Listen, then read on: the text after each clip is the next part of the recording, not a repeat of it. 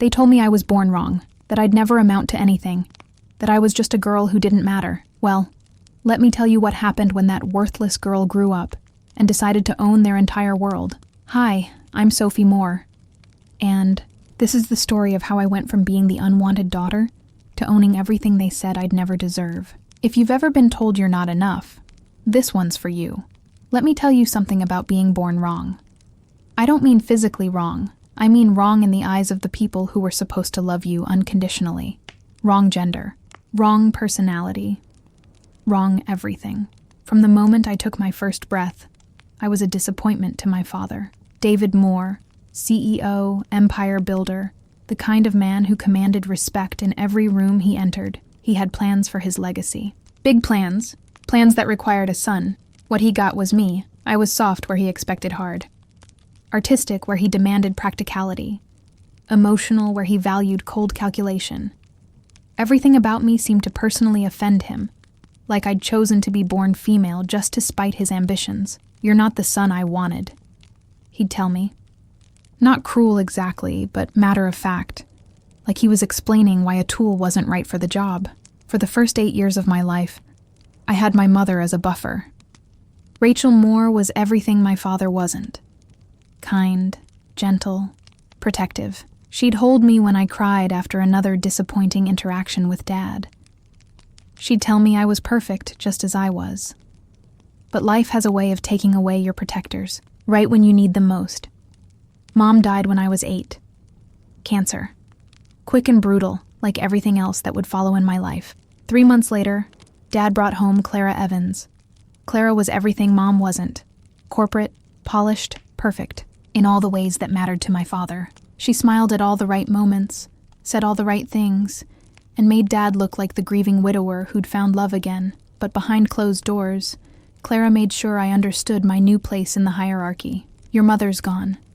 She'd whisper when Dad was at work, and no one's coming to save you now. I was 8 years old, grieving my mother, and learning that home could be a battlefield. But here's what nobody expected. I was always listening, always watching, always learning. Even at 8, I was taking mental notes on how power worked, who had it, who didn't, and most importantly, how it could shift. I need to tell you about when I was 13, because that's when everything clicked into place for me. There was this teacher at school, Mr. Harrison. He taught art, and he was the first adult who seemed to really see me. He told me I was talented, that my artwork meant something, that I had potential. After years of being told I was a disappointment, his attention felt like water in a desert. But you know how this story goes, don't you? One afternoon, he asked me to stay after class, said he wanted to show me something special about my latest painting. And then, he crossed a line that should never be crossed. I knew immediately something was wrong. Every instinct screamed at me to run, to tell someone, to make it stop. So I did exactly that. I went straight home, marched into my father's study, looked him in the eye, and told him exactly what had happened. Want to know what the great David Moore said to his daughter who'd just been violated? Don't be dramatic, Sophie. You probably misunderstood. Not, are you okay? Not, I'll handle this. Not, I believe you. Just dismissal. Like my trauma was an inconvenience he didn't have time for. But it gets worse. Dad called the school. Had a quiet conversation with the principal. Made sure Mr. Harrison got transferred to another district. Not fired, not prosecuted, just quietly moved along to potentially hurt other children. Then he told me never to speak of it again. These things happen, he said, like I'd gotten a paper cut. No need to make a big deal out of it. That night, I lay in my bed, and something fundamental shifted inside me. I made 3 decisions that would change everything. I would never trust anyone else to protect me again. I would never be vulnerable again. I would never ever let anyone have power over me again. Clara pretended nothing had happened. The school pretended nothing had happened. Dad pretended nothing had happened. But I I stopped pretending altogether. You want to know what 13-year-old revenge looks like? It looks like it is disappearing in plain sight. I didn't run away. I didn't act out. I didn't scream or demand attention. I did something much more dangerous. I became invisible on purpose. While everyone thought I was just being a quiet, obedient daughter, I was actually building my own world, my own rules, my own future. I spent hours online, teaching myself everything I could about business, branding, design, marketing. I studied successful women who'd built empires from nothing. I learned about every industry Dad claimed I'd never understand. By 15, I was creating content anonymously online, building followers, making connections, learning the digital landscape that my father dismissed as kid stuff. By 16, I was freelancing under fake names, making my own money, building my own network, all while maintaining perfect grades and perfect invisibility at home. Dad thought I was finally learning my place. He had no idea I was learning his. I started paying attention to more industries in ways I never had before. I read his emails when he left his computer unlocked. I listened to his phone calls. I learned about his competitors, his weaknesses, his mounting problems. More Industries was struggling. Had been for years. Dad was too proud to adapt to changing markets, too stubborn to listen to advisors who saw the writing on the wall. While he was dismissing his daughter as irrelevant, I was studying his empire and mapping every single crack in its foundation. At 17, I did something that would have impressed my father if he'd been paying attention. I launched my first company. Not under my own name, of course. I'd learned the value of staying invisible. I created SM, a fashion and lifestyle brand that spoke directly to women who'd been overlooked, underestimated, dismissed. The branding was flawless because I understood the audience intimately. I was the audience. The messaging was powerful because it came from real pain, real experience, real understanding of what it felt like to be told you didn't matter. SM went viral almost overnight. Fashion bloggers couldn't stop talking about the mysterious brand that seemed to understand young women in ways established companies didn't. The clothing was well made but accessible. The marketing spoke directly to girls who felt invisible. I had turned my pain into profit, my dismissal into success. Within 6 months, SYNM had generated over $1 million in revenue. Within a year, major investors were scrambling to figure out who was behind the anonymous brand that was revolutionizing how companies talk to women. Meanwhile, I was sitting at dinner listening to Dad complain about how kids these days didn't understand real business, how social media was destroying everything, how traditional companies like his were being pushed out by flash-in-the-pan nonsense. He had no idea his unwanted daughter was the flash in the pan. By my 18th birthday, I had graduated valedictorian, been accepted to Harvard Business School, and was secretly running a multi-million-dollar company. But I was just getting started. Harvard wasn't about learning for me. It was about networking, about finding the right people, about building the connections I'd need for what came next. By sophomore year, I'd attracted the attention of some of the most powerful venture capitalists in the country. They still didn't know I was Sophie Moore. To them, I was just the brilliant, mysterious founder of SM. By junior year, I'd launched 3 more companies under different names. Each one is successful. Each one is profitable. Each one building my invisible empire. And all the while, I was watching more industries circle the drain. Dad had made every mistake I'd expected him to make. Failed to innovate. Failed to adapt. Failed to see that the business world had moved on without him. By my senior year, More Industries was hemorrhaging money. Dad was desperate for investors, for buyers, for anyone who could save what he'd spent his life building. That's when I made my move, not as his daughter, as the founder of a holding company that specialized in acquiring struggling businesses and turning them around. The negotiations took months. My lawyers, the best money could buy, slowly, methodically bought up Moore Industries, piece by piece. Stock from desperate investors, contracts from fleeing partners, assets from a man too proud to admit his empire was crumbling. Through it all, David Moore never suspected he was selling his life's work to the daughter he'd written off as worthless. Picture this. I'm sitting in the conference room of Moore Industries, waiting for my father to walk in. He thinks he's meeting with representatives from the holding company that's been acquiring his assets. He's desperate now, willing to accept almost any deal that might let him keep some piece of his legacy. The door opens. David Moore walks in, expecting to meet strangers. Instead, he finds me, his daughter, his disappointment, his mistake, sitting at the head of his conference table, holding the controlling interest in his company, wearing a smile that I learned from watching him dismiss other people's pain. "Hello, Dad." I will never forget the look on his face.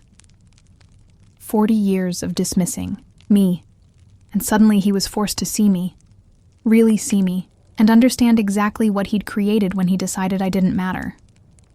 "You?" he stammered. "You did this?" I didn't rush to answer. I'd waited my entire life for this moment. "I did," I said calmly. "I built something you couldn't see, bought something you couldn't save, and became someone you couldn't ignore." He tried to find his voice, his power, his authority. But in that room, facing the daughter he'd never respected, he had none of it. "This is impossible," he said. You're just a girl." I actually laughed. "You're absolutely right, Dad. I'm just the girl you told didn't matter. The girl you refused to protect. The girl you taught that the only person she could count on was herself." I stood up and walked around the table to look him in the eye. "Thank you for that lesson. It made me very, very rich." But I wasn't finished. Not yet. "Oh, and Dad, I have one more surprise for you." My voice was conversational, almost friendly. I reopened the case. His face went ashen. "Remember Mr. Harrison? The teacher you helped cover up when I was 13? I kept smiling. Turns out, I wasn't his only victim. And now that I have resources, now that I have power, now that I have lawyers who actually listen to me, well, justice is finally being served.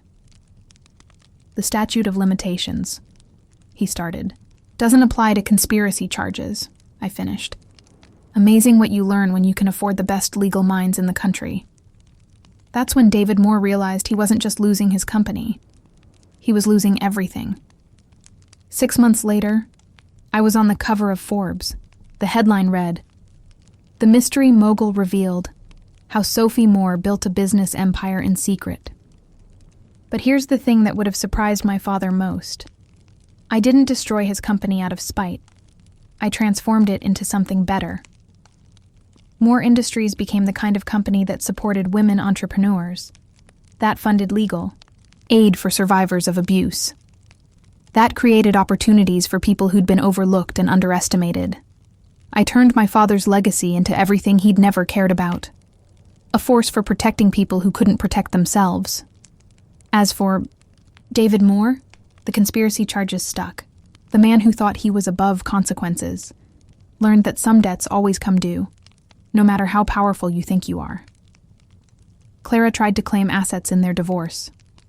My lawyers made sure she got exactly what she deserved. Nothing. You want to know what I did with all that power? All that money?